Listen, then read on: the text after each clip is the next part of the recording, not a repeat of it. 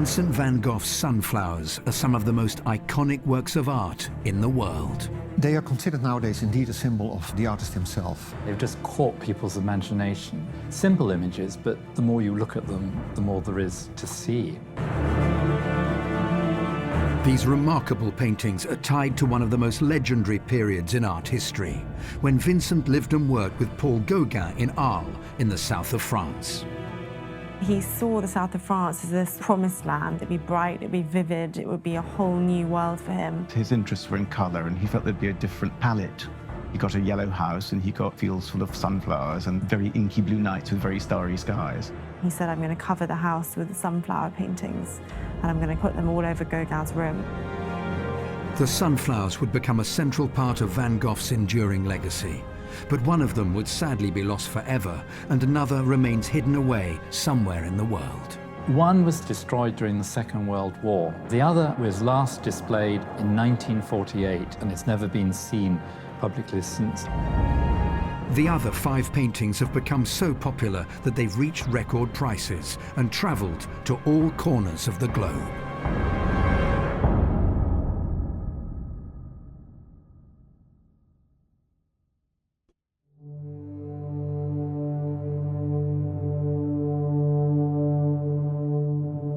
Sunshine, a light which, for want of a better word, I can only call yellow. Pale sulphur yellow, pale lemon, gold. How beautiful yellow is.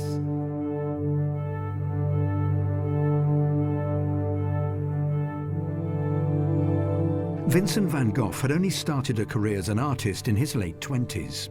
He moved to Paris to live with his brother Theo, an art dealer, in 1886. The Paris art scene had recently been swept away by the work of the Impressionists, but Vincent found little success or enjoyment in the city. His brother found him unbearable to be around at times, and it was agreed he should move down to the relative calm of Provence in the south. He'd been in Paris, he spent a spell in London, and before that he was in Northern Europe. Young artists quite often rebel against old artists and establish new things, and in the case of the Impressionists, that was what had happened against academics. But then the new artists themselves become the establishment, thus leaving even younger artists to feel annoyed with them. And I think that Van Gogh felt trapped in Paris to an extent. We know for sure that he actually wanted to go to Marseille, so it was probably meant as simply an in-between. He wanted to go and set up a little artist colony somewhere. They were very in vogue in those days. And he thought, oh good, I'll go to Arles and set up a little post-impressionist commune. You do see a difference of when he moved to the south and this amazing colour, this vivid colour, that's just something that he was really seeking out. Whilst in Arles, Vincent hoped he would eventually be joined by Paul Gaugin, whom he'd befriended whilst they were both living in Paris. I realize already that Gauguin hopes for success. He couldn't do without Paris. He doesn't foresee the infinity of poverty. Well, we do not know exactly how good they knew each other. I mean, they met at 1887, they exchanged works of art. Van Gogh had to give 2 pictures for one of Gauguin. So that was the relationship between the two. It was obviously that Gauguin was considered higher in the hierarchy of artists at the time. Gauguin had the bigger reputation, so he gave one little picture of Martinique and got 2 sunflowers back. Gauguin gave Van Gogh a landscape that he'd done in Martinique in the West Indies. And in return, Van Gogh gave him 2 still lifes of sunflowers. They were cut sunflowers lying on a table. And in a way, those were precursors to the much greater works that Van Gogh did when he went south to Arles. Van Gogh saw him as a light-minded artist. And in that period of early 1888, Gauguin was looking to take himself into a more primitive world. He wanted to almost get away from culture and the restraint that put on his painting. Vincent would have to be persistent in order to convince Gauguin to join him down in Arles. Van Gogh rented the Yellow House in Arles, which was the building where he was living, in May, and there was a spare bedroom, so he immediately wanted to share it with a fellow artist from Paris, because he thought it would be nice to work together, life would be cheaper, and it would be stimulating working with another contemporary artist. So he invited Gauguin to come south. We know that Gauguin was a bit resistant, and there was quite a few letters passing between them, so they're detailing how they're working, what they're up to. And I think Van Gogh was just desperate to get him to come there to be the start of his Studio of the South. Gauguin was a bit worried that Van Gogh might turn out to be rather a difficult housemate, and he prevaricated for a while, but in the end he came down to Arles. His ever-attentive younger brother Theo, who's an art dealer, actually bribed, I think, Gauguin to go and really be his companion as much as anything else by buying a work a month from him for 250 francs. So there were all sorts of reasons for Gauguin to go.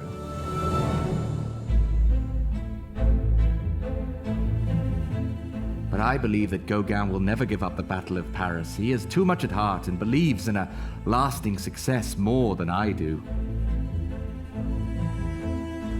It was while Vincent sat in hope of Gauguin's arrival that he began work on a series of sunflower paintings.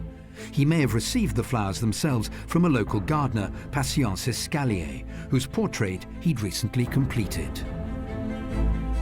Van Gogh was looking for something to do in August. The weather was wet, so he couldn't do the landscapes, which he loved to do.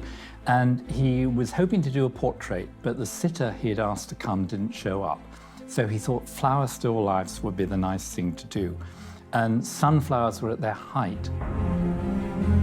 The sunflower was something that from quite early on was almost a little emblem for him. So when he first arrived in Paris, you see these renderings of Montmartre, which was then much more of a village with countryside around, and you see the sunflowers. They're not the main subject matter, but they're dotted around. There's a big difference between the sunflowers in Paris and the sunflowers in Arles, namely that the sunflowers in Arles are dying. And of course, if you want to make pictures that sell, you have to show flowers that are blossoming. He liked especially worn-out subjects, so whether this means cottages or old women or worn-out, so to say, sunflowers, that's the same kind of category. There's one theory that the sunflower symbolized devotion and loyalty, so it had this kind of symbolic nature already, but I think it really morphed into something that almost became like an extension of himself or a representation of him as an artist. Van Gogh would paint a fourth version against a yellow background that would become the most iconic painting of them all. To him, the sun and Provence and yellow all sort of came together in his mind. They are huge, dramatic flowers. I mean, they're large and they grow very, very tall, so they're very unusual and striking. They were also an interesting flower for him because of the interesting cycle that they have.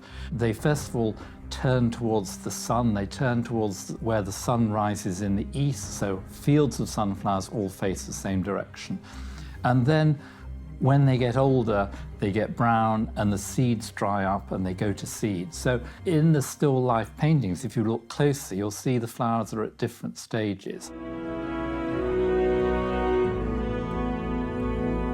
Ideas for work are coming to me in abundance. I'm going like a painting locomotive. Paul Gaugin would finally arrive in Arles on the 23rd of October 1888. He was impressed with the sunflower paintings that Van Gogh had made to decorate his room, saying that he preferred them to another painting of sunflowers by Claude Monet, done 7 years earlier. But this attempt to create an artist's colony would not last long. We know that they were both quite inspired, and there were portraits painted. Gauguin painted Van Gogh's. There's a picture of Van Gogh's chair and Gauguin's chair. And they visited local museums, they referenced other art together, so they were working quite closely together. They were quite different in their techniques and their approaches, but they both found it stimulating to work side by side and to talk about art. And they spent a lot of hours in the bars and cafes in the evenings discussing the artists they liked and disliked. But they were both rather awkward characters, and after a few weeks, tensions really developed. I think their differences in approach quickly came to the fore. Tremendously, stratospherically bad, yes, and culminating in the famous story of Gauguin going out for a walk, just thinking, I've got to get out of here, and hearing running feet and looking around and seeing Vincent sort of coming towards him with a strop razor, and just thinking, oh no, what have I done? Dear Theo. Paul Gauguin's stay in Arles would come to a sudden and shocking end when Vincent mutilated his own ear during a psychotic episode. Well, we have Gauguin's story. He says that they had a disagreement and Gauguin said he was going to leave. And this upset Van Gogh a great deal. Van Gogh supposedly charged at him with a knife, at which point Gauguin made a hasty retreat to Paris and got out. And that evening, there's the famous story of Van Gogh cutting off part of his ear. He walked up the stairs to the bedroom and he pulled out his razor and he mutilated the lower part of his ear. Somehow he stopped the blood coming out and he put on his hat and walked across the square to the street that he called the Street of the Kind Girls, where the brothels were. He presented the fragment of flesh wrapped up in paper to one of the girls. Of course, this was a terrible scandal. I mean, everyone talked about it. It was very unusual. It happened in one of the main squares in Arles. His neighbors all knew him as an artist, and of course he then became the mad artist. Although his stay in Arles ended in such tragic fashion, Van Gogh had finally achieved his artistic breakthrough, and through his remarkable paintings had claimed the sunflower as his own. After Van Gogh's death, this series of 7 paintings would scatter across the world, with each one having a remarkable story of its own. In time, they would be at the epicenter of a truly remarkable legacy.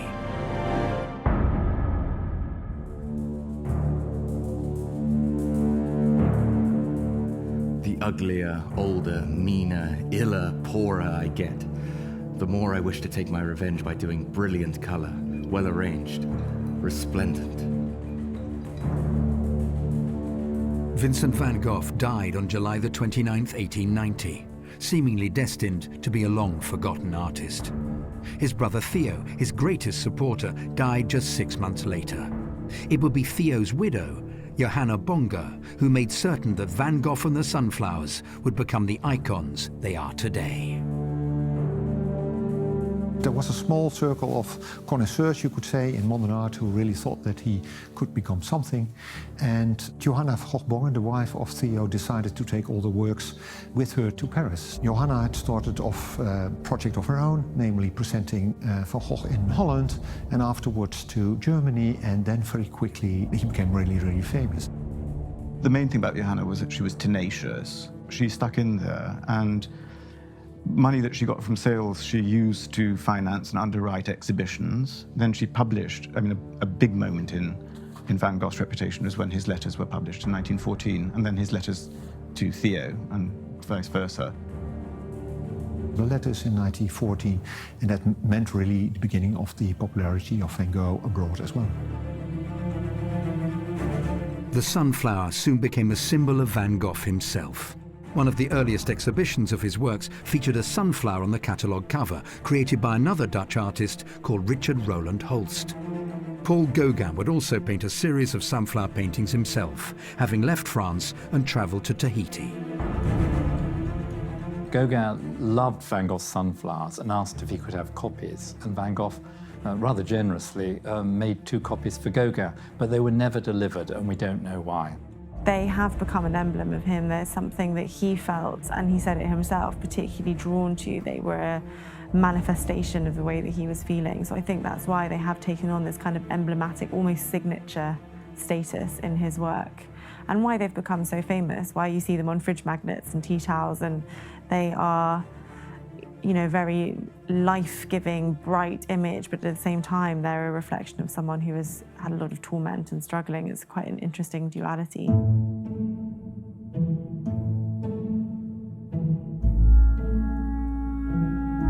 A decoration in which harsh or broken yellows will burst against various blue backgrounds, from the palest Veronese to royal blue, framed with thin lathes painted in orange lead, sort of effect of stained glass windows of a Gothic church. Van Gogh had painted a series of cut sunflowers when he was living in Paris, and the flowers had featured in several other paintings. But it was the series of 4 sunflower works painted in Arles that would capture the hearts and minds of so many. Van Gogh would later paint 3 repetitions of the 2 versions that he had placed in Gauguin's room in Arles. As Van Gogh's reputation began to take off, these 7 paintings would travel all across the world. It's an astonishing rise to fame. Van Gogh was unable to sell paintings during his lifetime. He began to be appreciated gradually to avant-garde art lovers in Paris in particular. It spread to England, it spread to Denmark already, Norway even, and then gradually it crossed the ocean to America.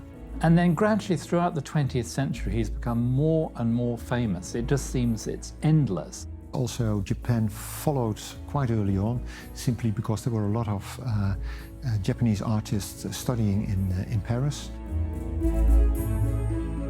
It would be one of the Sunflowers series that would be the very first Van Gogh painting to make its way to Japan. This version of 6 sunflowers was purchased by Koyato Yamamoto, a Japanese businessman from the town of Ashiya. But sadly, it would be lost forever, and for many decades it was thought that any full-color reproductions of the painting simply didn't exist. That painting, unfortunately, was destroyed during the Second World War. On the day that Hiroshima was bombed, there was another bombing attack on Ashiya where this painting was hanging and it was burnt. Whilst I was working on my book on the sunflowers, I tracked down a 1920s reproduction of the painting that was published in Japan. And it's a very rare reproduction. It's probably the only copy that survives in a museum dedicated to a Japanese writer. And I asked if they could send a copy of the image. And when it arrived, I was astonished that the image had a red border around the sunflowers. And the museum had assumed that it was just added by the printer. But I looked at Van Gogh's letters and he describes how he made a wooden frame painted orange to contrast with the blue background. So we now have a good image of what the painting actually looked like. And more importantly, we have an image of the way that Van Gogh wanted it presented. This wonderful blue rich background with an orange border around it. One of the 4 original Arles Sunflowers paintings was acquired by the National Gallery in London from Johanna Bonga herself. Another original would make its way to Germany, where it resides today in Munich. It had first travelled to Berlin, though, when it caught the eye of Paul Gaugin. Paul Gaugin, who was this big dealer in Berlin, really introduced Vincent to a German audience. And I think the notion of the troubled genius was quite ingrained in the German soul, you know what I mean? And they recognized something that was perhaps not entirely true. That was really the beginning of the Van Gogh liftoff. I think it's one of those things where they became perhaps one of the most iconic images collectively ever in the history of art. So they've become extremely coveted and they've ended up in different public collections all over the world. The very first of the Arles series, the 3 Sunflowers painting, remains elusive. It's the only one of the surviving versions that's not located in a museum. It was first purchased by Octave Mirbeau in 1891 and may have been the very first painting of Van Gogh's purchased after his death.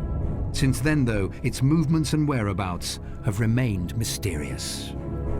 The 3 sunflowers has only been shown once since the Second World War, in 1948 in Cleveland, Ohio, just for 6 weeks, and it's never been seen publicly since then. It now belongs to an extremely private individual collector who actually owns a handful of very important Van Gogh paintings. The 3 repetitions of the sunflowers that Van Gogh painted have their own remarkable story to tell. One was eventually purchased by Carroll Tyson, an American artist and businessman from Philadelphia. And after his death, it would soon enter the Philadelphia Museum of Art. Another always stayed in the Van Gogh family and is now a centerpiece of the Van Gogh Museum in Amsterdam. The third was acquired in 1894 by a friend of Paul Gauguin's, Emil Schuffernecker, one of the earliest collectors of Van Goghs. Nearly a century later, the painting completely changed the art market when it sold for £25 million to a Japanese insurance company. It now takes pride of place at the Sompo Museum of Art in Tokyo.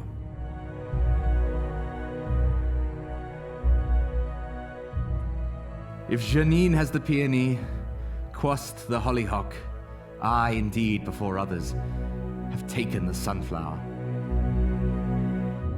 Van Gogh's remarkable reputation and his fascinating period in Arles with another of the great post-impressionists, Paul Gaugin, remains completely intertwined with his series of sunflower paintings. Their iconic status is assured. I think his works are completely unique. They are so emotionally arresting, they are so vivid, and coupling that with what we know of his life through his writings and letters, he's incredibly intriguing and exposing. It's really getting down to the depths of a person. So he's sort of become this mythic artist.